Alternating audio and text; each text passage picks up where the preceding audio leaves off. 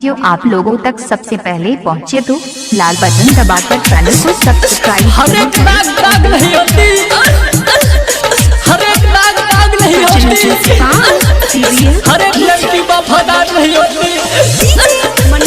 तो दिल मिलने का बात है मेरे दोस्त, वरना 7 फेरों में भी प्यार नहीं होती, वरना 7 फेरों में भी प्यार नहीं होती। RVN रिकॉर्डिंग स्टूडियो सिमरैया चौक। जैब ससुराल हम जाइब समासाना हो, जाइब समासाना, जाइब समासाना हो। जैब ससुराल हम जाइब समासाना हो, जाइब समासाना। ओढ़नी के कफन ओढ़ा दी है जाना हो, ओढ़नी के कफन ओढ़ा दी है जाना हो। जैब ससुराल हम जाइब समासाना हो, जाइब समासाना हो, जाइब समासाना हो। जैब ससुराल हम जाइब समासाना हो, जाइब समासाना हो। ओढ़नी के कफन ओढ़ा दी है जाना हो, ओढ़नी के कफन ओढ़ा दी है जाना हो।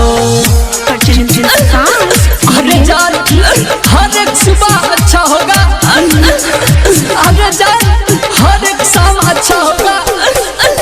उजली कफन में लिपटी हुई मेरा लाश, अरे दफनाने वाले मुझे वहाँ दफनाना जहाँ मेरे जाने मन का ससुराल होगा। RVN रिकॉर्डिंग स्टूडियो सिमरैया चौक।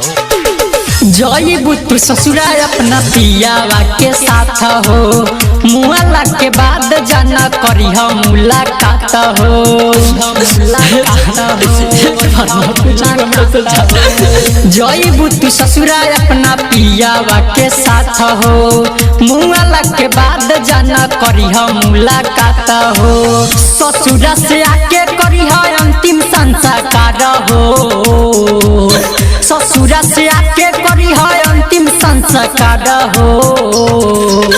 ओढ़नी के कफन ओढ़ा दी है जाना हो, ओढ़नी के कफन ओढ़ा दी है जाना हो। निकले मेरा जनाजा तो हर गली घुमा देना, निकले मेरा जनाजा तो हर गली घुमा देना। अगर उसमें वफा का घर आए तो कफन खोल कर दिखा देना। अगर मुझसे मिलने की कोशिश करे तो सीधे शमशान घाट के रास्ता दिखा देना, सीधे शमशान घाट के रास्ता दिखा देना। विकास करजन के बड़ी तू सतैलू, राइटर थारू के पिया अपनैलू।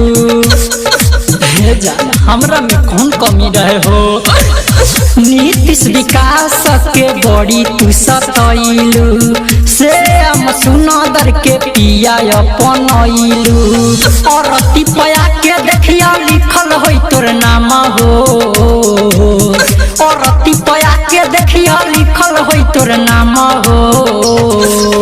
ओढ़नी के कफन ओढ़ा दी है जाना हो, ओढ़नी के कफन ओढ़ा दी है जाना हो, है जाना हो। जाइब ससुराल हम जाइब समासाना हो, जाइब समासाना हो, जाइब समासाना हो। जाइब ससुराल हम जाइब समासाना हो, जाइब समासाना हो। ओढ़नी के कफन ओढ़ा दी है जाना हो, ओढ़नी के कफन ओढ़ा दी है जाना हो।